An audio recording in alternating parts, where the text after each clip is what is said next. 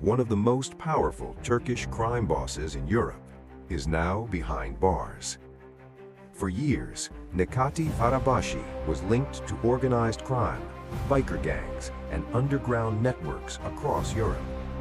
But today, everything has changed. He was arrested, charged, and now his future is uncertain. So the real question is, where is Necati Arabacı now? And will he ever be free again?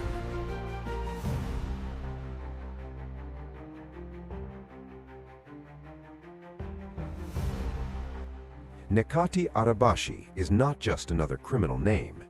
For years, he was seen as one of the key figures in Turkish organized crime in Europe. His name was linked to power, to influence, and to fear. A man with connections, a man with control. But like many figures in this world, his story didn't end at the top, because eventually, everything collapsed. Born in Turkey, Arabacı built much of his reputation in Germany. During the 90s and early 2000s, his name became associated with serious crimes. Authorities linked him to extortion, human trafficking, and organized criminal operations. At one point, he was arrested in Germany and deported back to Turkey. But even after that, he didn't disappear. Many believed he continued to operate in the shadows. Years later, his name appeared again. Turkish authorities launched operations against organized crime networks, and once again, Necati Arabacı was on the list. He was accused of being part of a criminal organization. The charges were serious, and this time, there was no escape. After years of operating in the shadows, everything finally caught up with Necati Arabacı. Authorities had been investigating organized crime networks for a long time, collecting information, analyzing connections, and slowly building a case. This was not a sudden event.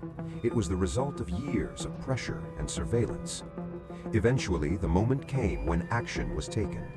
He was detained, not just as a minor suspect, but as someone believed to be deeply connected to a larger criminal structure. This time, the situation was different. The accusations were more serious, the attention was higher, and the consequences were far more significant. What followed was a major turning point in his life, because this was no longer about influence or reputation. This was about legal consequences, long-term detention, and the possibility of losing everything he had built over the years. Now his reality has completely changed. Life inside a high-security prison is very different from the outside world. Every movement is controlled, every interaction is monitored, and every day follows the same strict routine. There is no freedom, no influence, and no ability to operate the way he once did. The environment is structured, controlled, and designed to remove power from those inside. For someone who was once connected and influential, this shift can be extremely difficult to adapt to. Instead of control, there is limitation. Instead of power, there is waiting. And instead of movement, there is stillness. But the biggest change is not just physical, it is psychological. When someone spends years building influence and reputation, that identity becomes part of who they are. Losing that position can create a completely different mental state. The outside world continues to move forward, but inside, time feels different, slower, repetitive, uncertain.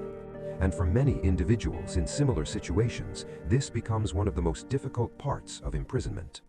However, there is always another question.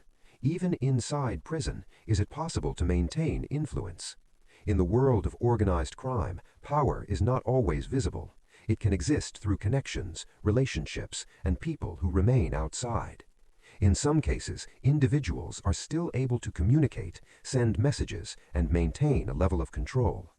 But whether that is still the case here remains unclear, because as time passes, influence can weaken, connections can change, and control can slowly disappear. Right now, the legal process is still ongoing. The final outcome depends on multiple factors, including the evidence, the charges, and the decisions made by the court. If convicted, he could face a long prison sentence. If not, there is still a possibility of release in the future. But at this stage, nothing is certain. Everything depends on what happens next. Outro. At one point, Necati Arabacı was seen as a powerful figure connected to networks and influence across different countries. But today, his situation is completely different. This story shows how quickly things can change in the world of organized crime. Power can rise over many years, but it can disappear in a much shorter time. And in the end, no matter how strong someone appears to be, the outcome is never fully in their control.